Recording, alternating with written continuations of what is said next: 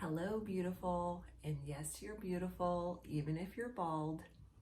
I guess you don't believe that because you are watching these videos about hair loss because you're worried and freaking out. And I get it. I totally get it. But I wanted to make this video it's got a twofold purpose. I wanted to answer a few questions that I often get, and hopefully I'll answer all those so you can take my advice from my first video and just stop Googling and stop searching and kind of come to peace after this video.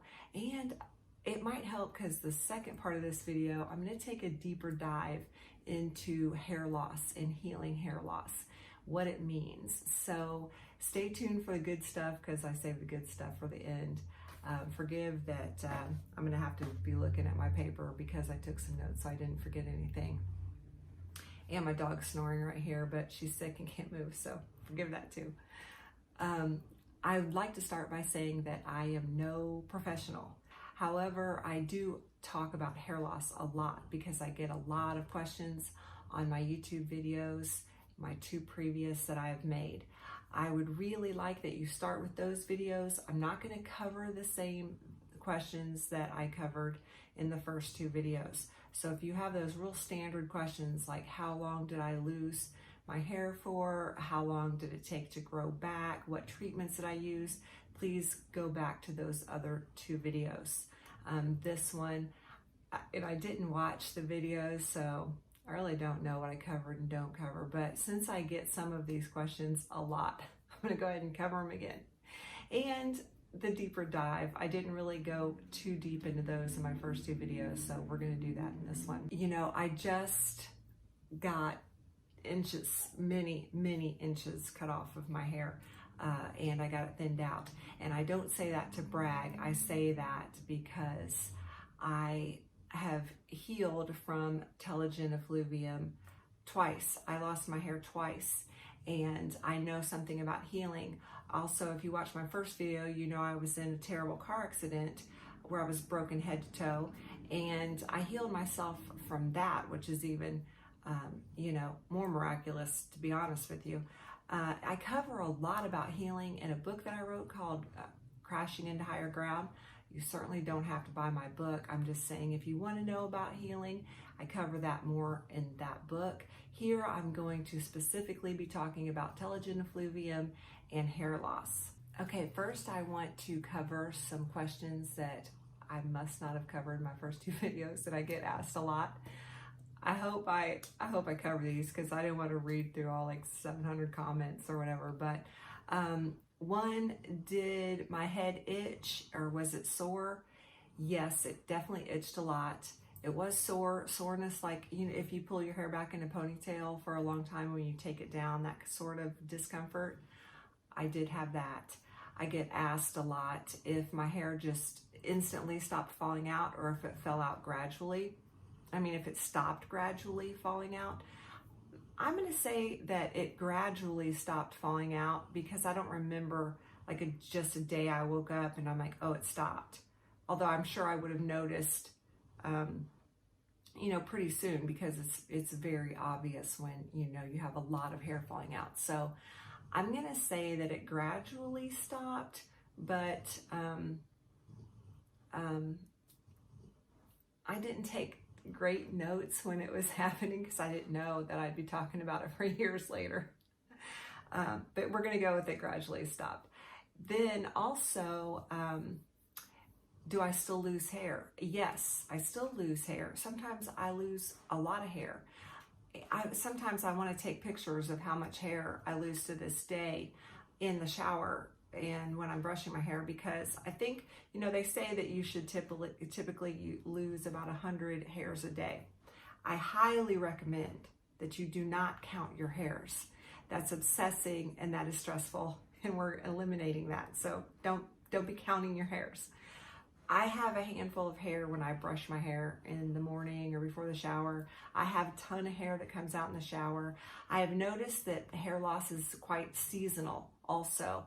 Just like my dogs lose hair in the seasons, which you would think it would make sense that you would lose your hair in the spring or in the summer because you had a lot of hair in the winter. But it's not really black and white like that. Sometimes I lose a lot of hair in the fall, so I do still lose hair, but I don't know if you can tell that I have very thick, healthy hair.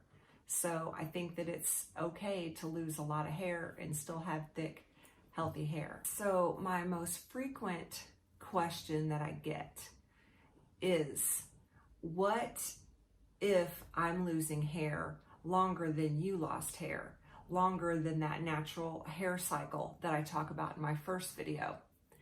Now, this answer is very obvious to me, but I guess it's not obvious. That's why we're covering it. But clearly, if you are losing hair longer than your typical hair cycle lasts, that means that you have not adequately reduced your stress to your body. This is key. You have to reduce the stress to your body. And I want to talk about ways that you can do that, things that I did personally that helped me. So first, I'm going to say you really, really should meditate daily. Now, I'm sure you've probably heard this before. Meditation is so good for you for healing physically, emotionally, spiritually, mentally. It helps in so many ways. So I highly, highly recommend that you meditate. Now, I know a lot of you are going to say, I can't, I've tried, and I get it. It is a practice. It is called a meditative practice because it takes practice, and you have to stick with it. And I'm going to say, try again. Just try, because it's worth it. You are worth it. So there are apps that can help you. There are YouTube videos that can help you. There are books. If you want me to make a more in-depth video about meditation, comment below and I will do that. But for now, I'm going to leave it with try it. Try it a little bit every day. Gradually add up. It makes a huge difference. Next, to reduce your stress, at the very least, take deep breaths. Now, this is not cliche. They say this for a reason. This is so important. I don't know if you've heard of Wim Hof, but Wim Hof has proven that you can heal your body through breath work, through intention and cold therapy. I highly recommend that you look into Wim Hof, because there are people that have healed from outrageous ailments through breath work. And it's important. Take deep breaths as often as you think of it throughout the day, and hopefully you think of it often, or do a breathing practice like the Wim Hof Method. Do that once daily, and this, I truly believe, will very much help you lower your stress levels in your body. Go outside.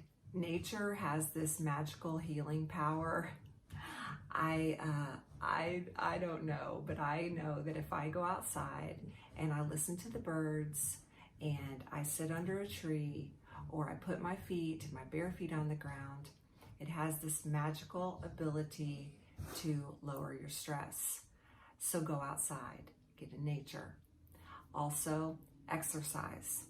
I hope that this isn't a cuss word to some of you where you just hate that word, because exercise definitely reduces stress.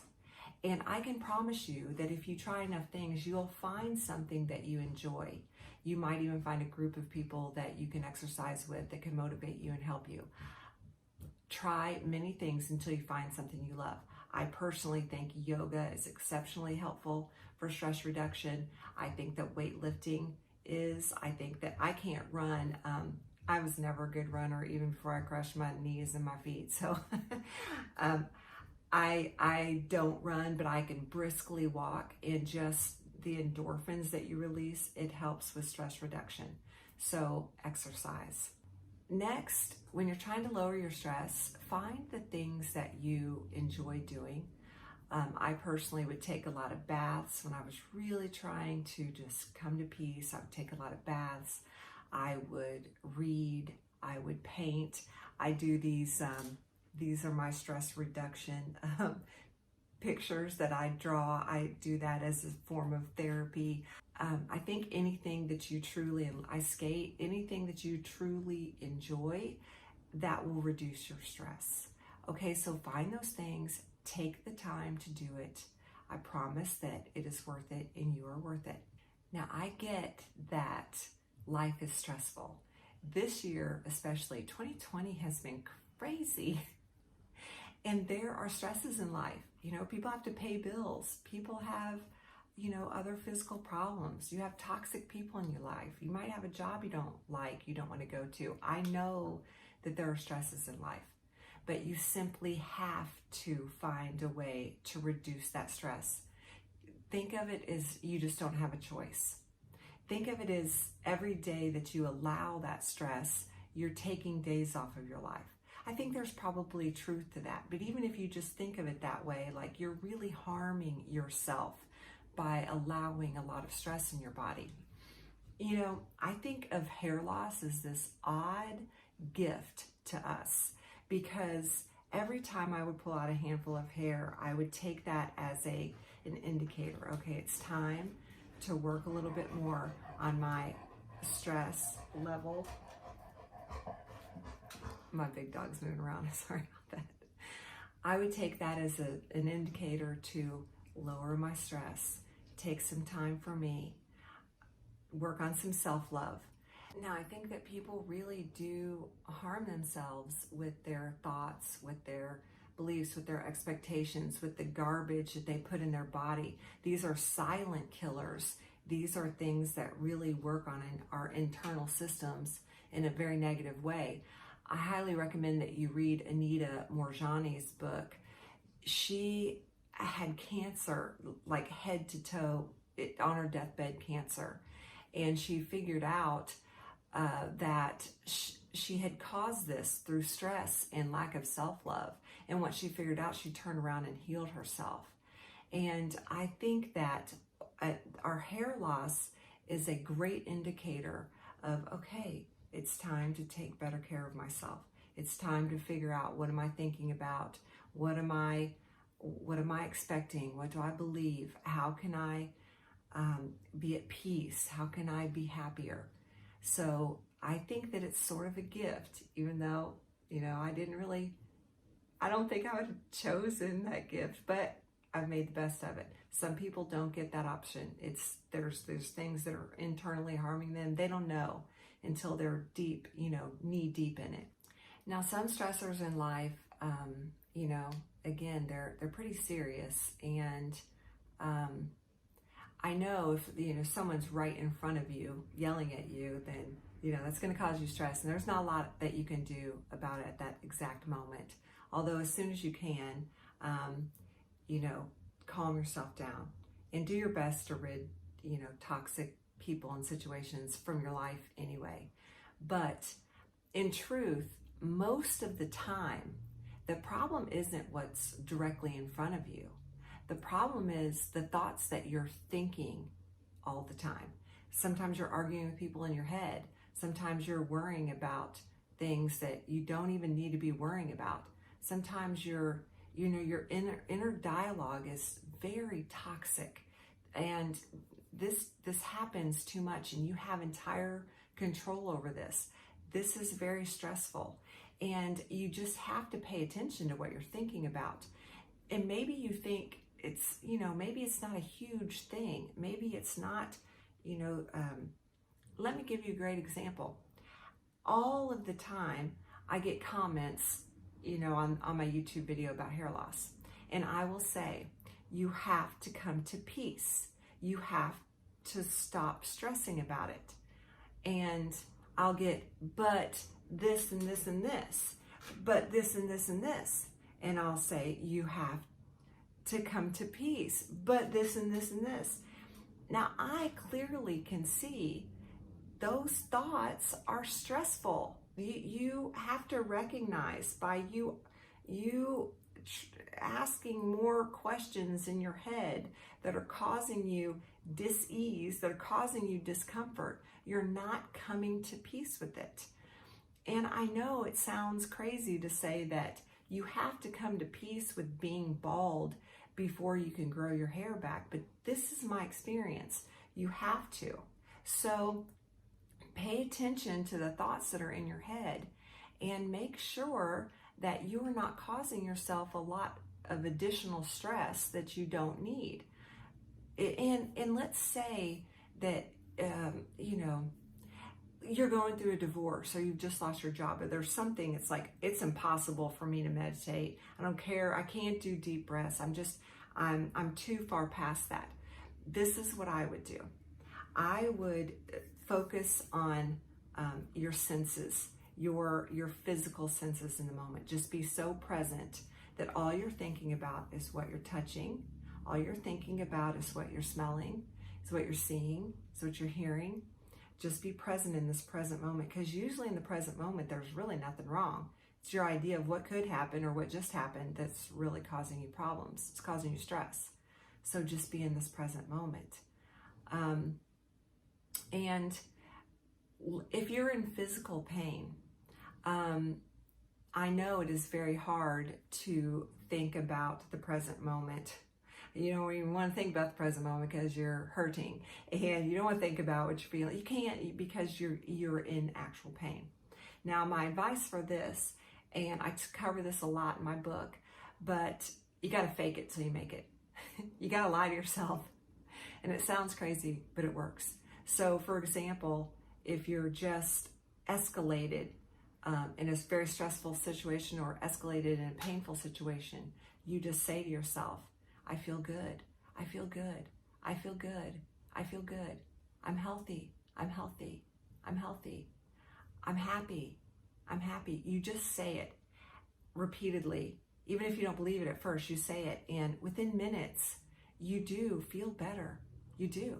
And then if you just continue, you actually create these circumstances in your life.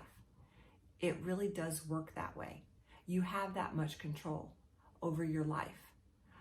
I consider my head this precious, divine, creative vessel. And I'm not going to allow people to put garbage in there. I'm not going to put my own garbage in there. I'm going to fill it with thoughts of what I want to see in my external circumstances. So even if that doesn't match yet, I tell myself things that make it feel good. I concentrate on things that are good. I concentrate on things that are going right. I concentrate on things that I'm grateful for. And I can tell you that it works, because not only did my hair grow back, but also, again, I'm very, very healed from a very terrible car accident that many doctors thought I wouldn't heal from. Pay attention to the thoughts in your head and choose them wisely. I didn't watch my other 2 videos, but surely I covered that. It's so important. Okay, lastly, I would like to talk about self-love. Now, I don't know that telogen effluvium or hair loss is caused by lack of self-love, but I can tell you that I think most of our problems in our life, most of our suffering comes from lack of self-love, and that most of our problems could be fixed if we loved ourselves enough. Don't be, offended that I'm saying you don't love yourself enough, because in truth, I don't think one human being on earth loves themselves enough. I don't think they love themselves as they should. And I think that lack of self-love causes us a lot of problems.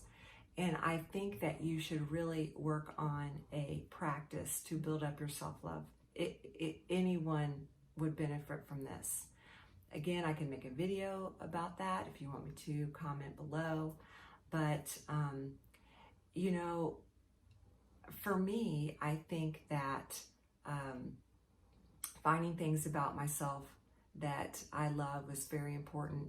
If I felt like I really lacked in some area, I gave that in order so that I could get it back and feel that I deserved it.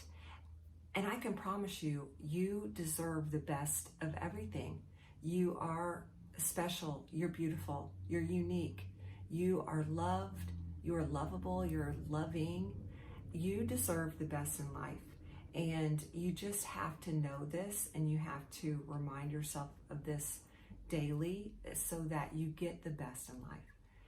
You know, it doesn't matter if you're bald, but in truth, I think that if you realized you would be happy anyway, even if you weren't bald, then that gives your body the ability to heal so that you're not bald. You have to come to peace with it. And I want you to know that you can do this. It is so doable. It really is. It just takes a little bit of patience and practice. But know that I believe in you, and you know, you can ask me questions. I do prefer you watch all 3 videos before you ask me questions, because I'm answering questions a lot. But it's okay. I'm here for you. You're not in this alone. So you deserve happiness and health and a great life. And I hope that I've helped you a bit on your journey so that you can heal and move forward and find peace and happiness. Thanks for watching. If you want to watch more of my videos, subscribe and you'll hit the notification bell when I make a new video. Thanks. Have a great day.